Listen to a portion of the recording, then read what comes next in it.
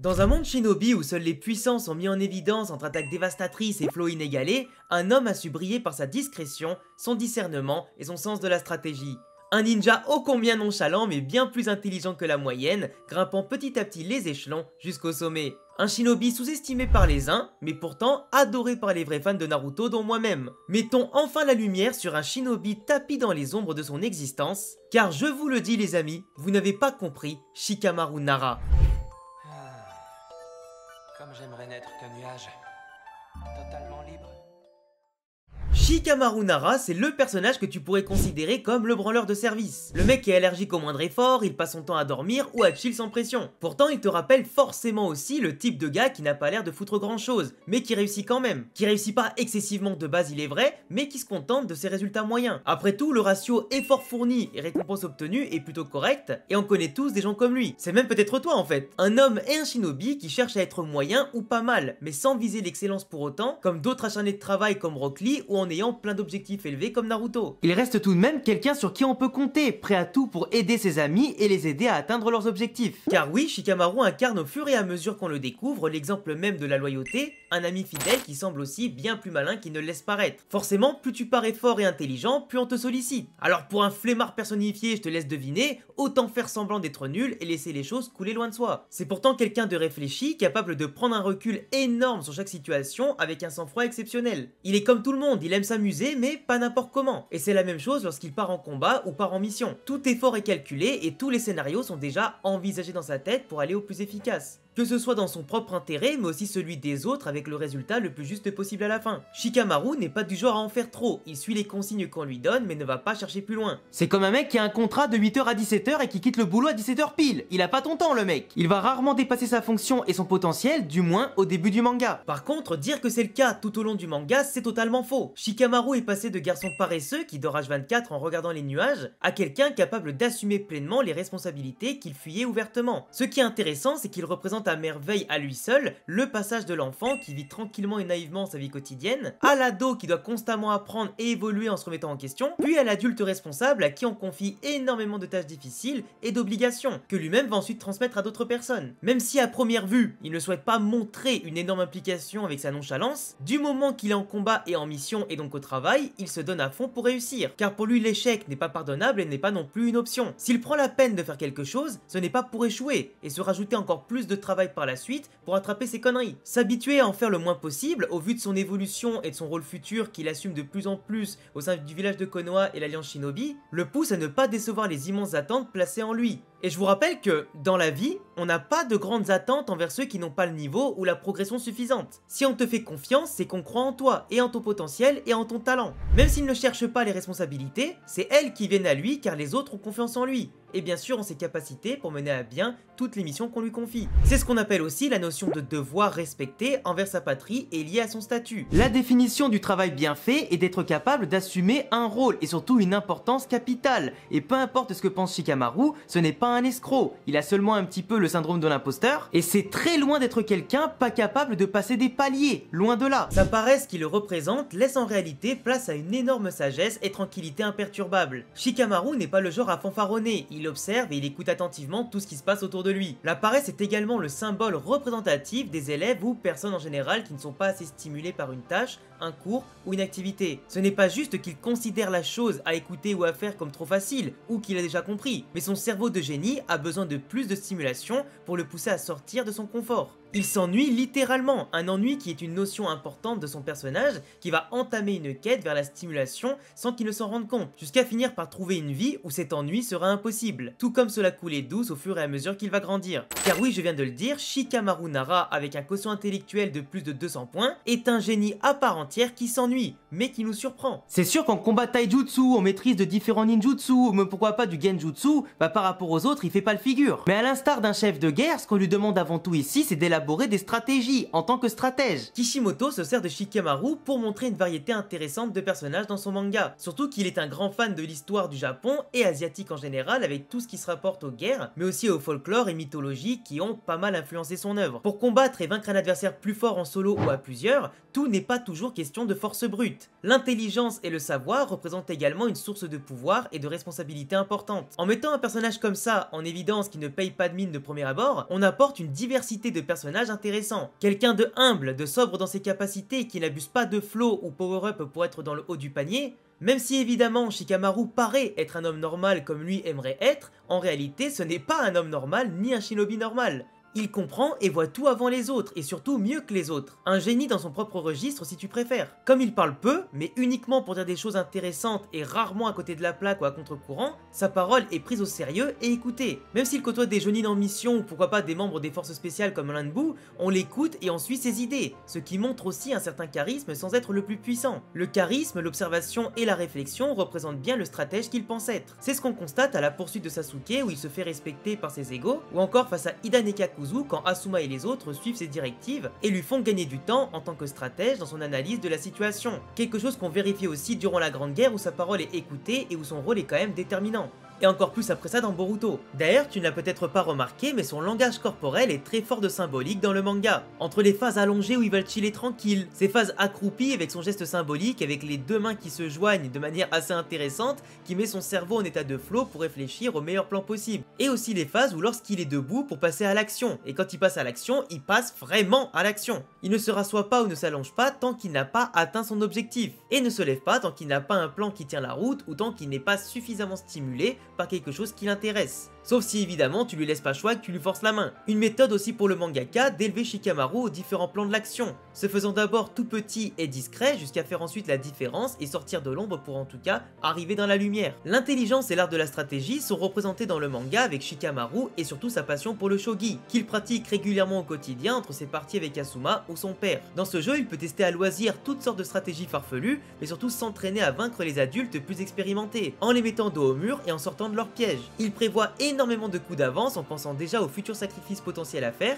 et aux sorties possibles en minimisant les pertes. Ce n'est pas pour rien que son expertise du shogi se reflète aussi sur son expertise en tant qu'analyste de génie. Cela lui a permis tout au long du manga et de son évolution de grimper les échelons au sein du village de Konoha et dans la hiérarchie mondiale, en devenant le premier Chunin de la nouvelle génération, puis jusqu'à devenir le conseiller du Hokage Kakashi et de Naruto, jusqu'à même devenir un jour le 8e Hokage de Konoha dans Boruto To Blue Vortex. Pour rappel, il est devenu Chunin en battant Kin aux éliminatoires et en mettant Temari dos au mur. Il n'avait plus assez de chakra ou de force pour l'achever et enchaîner derrière sur d'autres combats. Un discernement qui a fait de lui le véritable gagnant aux yeux de tous et lui a valu des éloges surtout contre une adversaire qui de base avait tout pour le vaincre. Lui qui n'aime pas le combat au corps à corps et qui n'a pas de jutsu surpuissant à distance comme elle. Reconnaître sa défaite en étant humble et réfléchi montre aussi toute la profondeur du personnage de Shikamaru, qui certes n'est pas le mec le plus motivé du monde et surtout qui est le plus déterminé à remporter ses combats, son côté humble, modeste et en tout cas qui sait abandonner en fait un personnage plutôt mûr pour son âge, qui est beaucoup plus adulte qu'il n'en a l'air comparé par exemple à la promo de Genin autour de lui. Et malgré un manque de motivation certain dû à son esprit de génie un peu en marge de ce qui l'entoure, il accomplit quand même les choses quitte à se forcer. En sachant que Shikamaru utilise des pouvoirs gourmands en chakra comparé à sa propre réserve de chakra qui est assez faible, sa réflexion, son anticipation et sa résilience à l'effort lui permettent de pousser son corps aux limites. Et pour quelqu'un qui de base est nonchalant, réussir à faire de tels efforts c'est quand même pas donné à tout le monde, tout en conservant un sang-froid exceptionnel pour la réussite de ses plans.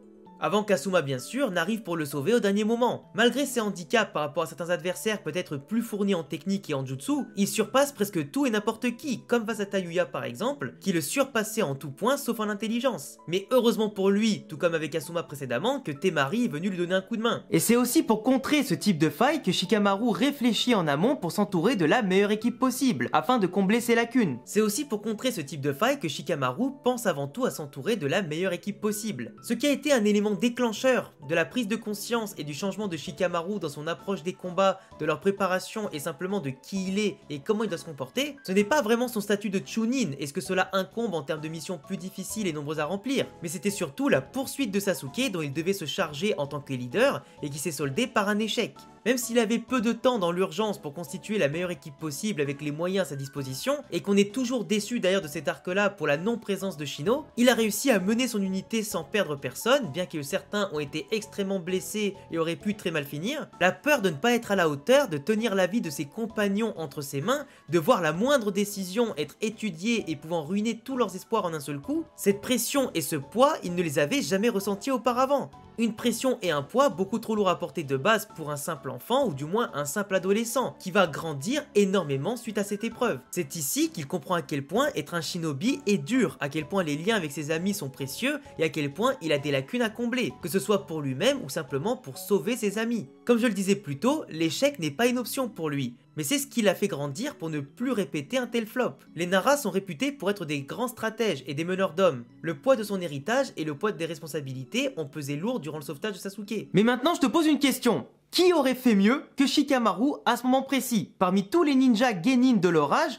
qui aurait fait mieux avec les conditions qu'ils ont subies? Eh ben la réponse est simple. Personne, mon gars! Mais c'est en grandissant qu'il va finir en tout cas par les dompter et en faire sa plus grande force. Tout ce qu'il fuyait finira finalement par le renforcer. Et c'est ça aussi une part de la beauté de l'écriture de Shikamaru. Il aurait pu s'enfuir, dire à tout le monde de rentrer, surtout pour sauver un mec qui part de son plein gré, et surtout un mec qui n'est pas son vrai pote. Mais comme c'est l'équipé de Naruto qu'il estime beaucoup et qu'on lui confie une mission, en tant que shinobi, il se doit de la remplir. Surtout venant du Hokage 5ème du nom, qui lui fait entièrement confiance, et lui souhaite à tout prix, comme on l'a vu précédemment, rendre la confiance qu'on lui accorde. Lui qui subit un petit peu le syndrome de l'imposteur, il a envie simplement de prouver aux autres mais aussi à lui-même qu'il est quelqu'un en qui on peut avoir confiance. Et malgré son échec, c'est ici, avec sa réaction finale pleine d'humilité extérieure mais aussi de honte intérieure, qui fera désormais tout pour s'améliorer. Celui qui ne s'entraîne pas ultra dur, qui repousse l'importance qu'on lui donne, va devenir encore plus une machine stratégique pour guider ses amis vers le succès, et ne plus décevoir personne dans son rôle de l'ombre mais tellement important. Quand on parle de l'écriture et le développement de Shikamaru, et bien sûr pour cerner l'entièreté de son personnage,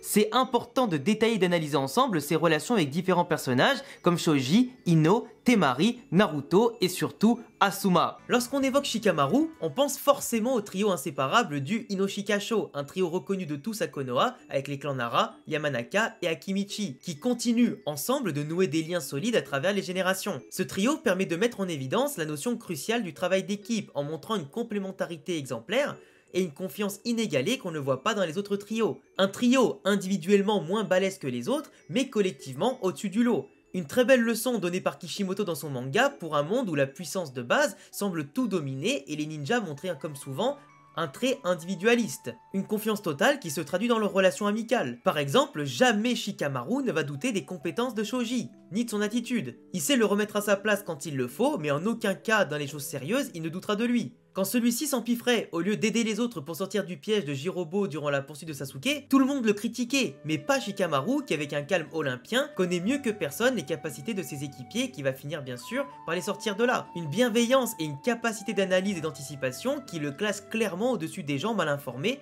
égoïstes et trop émotifs. Car rappelons-le, Shikamaru est un exemple de sang-froid, là où les émotions peuvent perturber tout jugement. C'est ça qui fait la différence avec les autres de son âge, et surtout c'est ça un grand chef d'équipe. Quelqu'un qui choisit les bons profils, sait les recadrer au besoin, et surtout, il connaît son équipe ou apprend à les connaître sans jugement ni rabaissement. Sa relation avec Temari est aussi hyper intéressante, elle permet de voir notamment une belle opposition de caractère avec Shikamaru, un peu comme le montrent ses parents et offre aussi un beau parallèle de succession. Un tempérament impulsif qui contraste avec le calme légendaire de Shikamaru, mais qui matche à merveille au point de finir tous les deux en couple avec un enfant. Une entente qui les fait mutuellement grandir après avoir travaillé ensemble main dans la main, sur les relations entre Suna et Konoha bien encouragées bien sûr avec l'amitié entre Naruto et Gaara, et au sein des activités de l'Alliance Shinobi pour assurer la paix après la 4ème Grande Guerre Ninja. Mais les relations les plus importantes qu'il a développées tout au long du manga, à part avec le trio Inoshikasho au niveau amical et bien sûr de son travail d'équipe ou encore avec Temari pour l'épanouissement personnel du couple, ce sont bien sûr les relations avec Naruto et Asuma. Et surtout la stabilité entre toutes les grandes nations et petites nations. Naruto lui a montré ce que c'est que de casser les codes, de partir de rien pour finalement arriver au sommet. Sa capacité à faire face aux critiques, les accepter et s'en foutre, combinée à sa volonté de devenir Hokage, a contaminé Shikamaru, considéré après ça comme un des meilleurs amis de Naruto et un confident exemplaire. Que ce soit dans la partie Shippuden, dans le roman de Shikamaru ou avant et pendant Boruto, notre stratège affirme vouloir tout faire pour renforcer la réputation de Naruto, sa position au sein du village et dans le monde entier, afin qu'il devienne un jour Hokage après Kakashi. Une volonté de faire briller le soleil que représente Naruto, en devenant son ombre et celui qui agit en coulisses pour le conseiller et le renforcer. Quelqu'un qui remettra Naruto sur terre en toute franchise quand il le faudra et qui paradoxalement lui fera prendre conscience de ses propres responsabilités. Lui qui les fuyait tant finit par en donner aux autres et comme je le disais, sans jamais plus pouvoir s'ennuyer lui-même, dans l'intérêt bien sûr du village et de la paix dans le monde des shinobi. Asuma est d'ailleurs considéré par Shikamaru comme un mentor, un frère voire un deuxième père, mais aussi l'élément déclencheur d'un grand changement chez Shikamaru. Et peut-être le plus important, quelqu'un qui le pousse constamment à sortir de sa zone de confort, qui le questionne en permanence et ne le laisse pas se satisfaire de sa position. C'est lui qui a vu avant les autres le potentiel de Shikamaru et qui lui fait absolument confiance face à l'Akatsuki malgré leur position maître et élève. Bien qu'Asuma soit décédé face au pouvoir mystique d'Idan et que Shikamaru se sent responsable à cause de sa faiblesse sur le moment, et pour avoir compris un peu tard il est vrai comment fonctionnaient les pouvoirs d'Idan, tous les deux se faisaient aveuglément confiance et auraient pu l'emporter dans d'autres conditions. Asuma a su allumer en Shikamaru le feu qui avait du mal à s'embraser en lui, la flamme qui représente en réalité la volonté du feu, la motivation et du shinobi prêt à tout accomplir. Asuma maîtrisait les éléments du vent et du feu, avec un caractère fort et aimant les luttes au corps à corps, un profil plus dans l'action qui contraste avec Shikamaru. Une complémentarité symbolique de leur équipe et un petit peu dans la continuité de ce qu'ils proposaient déjà dans le trio, et surtout qui montre encore la capacité d'adaptation de Shikamaru pour travailler avec l'ensemble des différents profils. La mort de son mentor, mais aussi celle de son père durant la guerre, a permis un passage de flambeau hyper important, qui en revient encore à cette envie de ne plus décevoir et porter leur héritage jusqu'au bout. Des pertes qu'il a acceptées et qu'il n'oubliera jamais pour son évolution. Une évolution qui le poussera d'ailleurs à aider un maximum Kurenai pour aider aussi bien sûr la fille Mirai qu'elle a eue avec Asuma et dont il se porte garant sans même en être le père. Il assume maintenant de lui-même les responsabilités, c'est lui-même qui va les chercher. Il ne les attend plus en roupillant comme avant. Il devient même carrément dans l'action avant la réflexion, suivant les cas évidemment. Ce qui montre encore plus une excellente évolution et beauté dans l'écriture de Shikamaru, qui continue de nous surprendre. On n'en a pas beaucoup parlé jusqu'à maintenant volontairement, même si je l'ai évoqué rapidement dans les parties précédentes, mais il existe une énorme symbolique assez intéressante autour de la manipulation des ombres de Shikamaru. Un choix de pouvoir et de jutsu tout sauf anodin pour un personnage qui ne maîtrise pas d'autres éléments, se contentant de son art transmis dans sa famille et surtout son intelligence. Un ninja souvent en retrait et discret mais toujours présent et surtout là où tu t'y attends pas. Comme son pouvoir des ombres finalement. Un pouvoir des ombres qui symbolise le reflet de l'âme de Shikamaru, tout comme ses doutes, ses peurs et ses désirs. L'opposition avec le feu d'Asuma qui brille de mille feux montre à quel point Shikamaru a aujourd'hui envie de s'élever, de sortir métaphoriquement de l'ombre pour ne plus rien regretter, ne plus perdre d'être cher et ne plus se cacher face aux responsabilités. Maîtriser ses ombres à la perfection pour devenir plus complet, c'est aussi accepter plusieurs rôles comme durant sa vengeance face à Idan, où sa volonté de vivre et son dépassement de soi a offert une version impressionnante capable de vaincre seul à seul un shinobi de l'Akatsuki. Tout cela n'aurait pas été possible sans son lien avec Asuma pour offrir la version de Shikamaru plus adulte et mature que l'on connaît et qui brillera plus tard jusqu'à Boruto to Blue Vortex. Le fait qu'il fume est non seulement un hommage envers Asuma, mais aussi un signe qu'il voulait lui ressembler. Au fond de lui, Asuma était ce qu'il voulait devenir pour ne plus être le faible qu'il pensait être resté ou incapable. La reconnaissance qu'on lui apporte et cette habitude de redonner confiance à Shikamaru tout en prenant conscience qu'il peut être vraiment utile dans les hautes sphères de Konoha et bien plus, c'est primordial.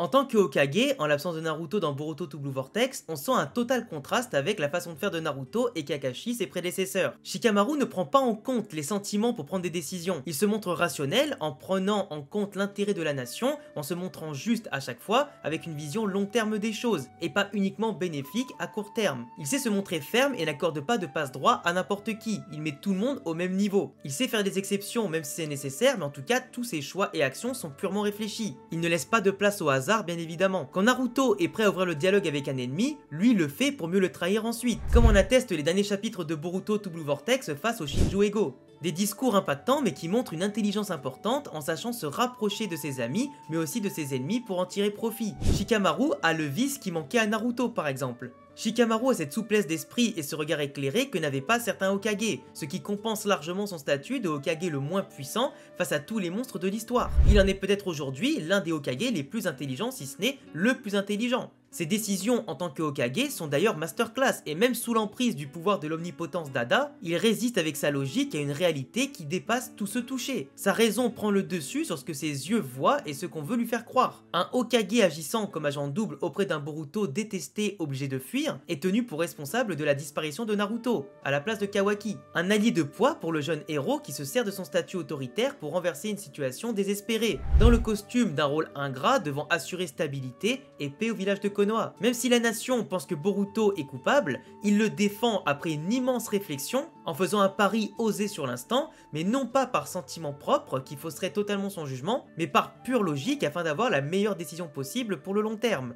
Et il sait que sans Boruto, qui va lui apporter des preuves notamment de son innocence, il serait impossible de battre Jura, les Shinju égaux et de retrouver la paix tout en retrouvant Naruto et Sasuke. J'ai d'ailleurs pas peur de vous dire que l'aboutissement de l'écriture et le développement de Shikamaru en tant qu'adulte devenu Hokage apporte énormément au manga Boruto et élève énormément le niveau d'écriture dans la partie Boruto To Blue Vortex, où il fait partie à mon sens des meilleurs personnages pour l'instant et dont son écriture sert énormément le récit. Bien que nonchalant et allongé la plupart du temps, Shikamaru a fini par se relever, non pas pour se laisser guider, mais pour entraîner les autres vers le succès. Un personnage tapi dans l'ombre qui s'est fait une place de choix dans nos cœurs, mais aussi dans la lumière des hautes sphères du monde des shinobi.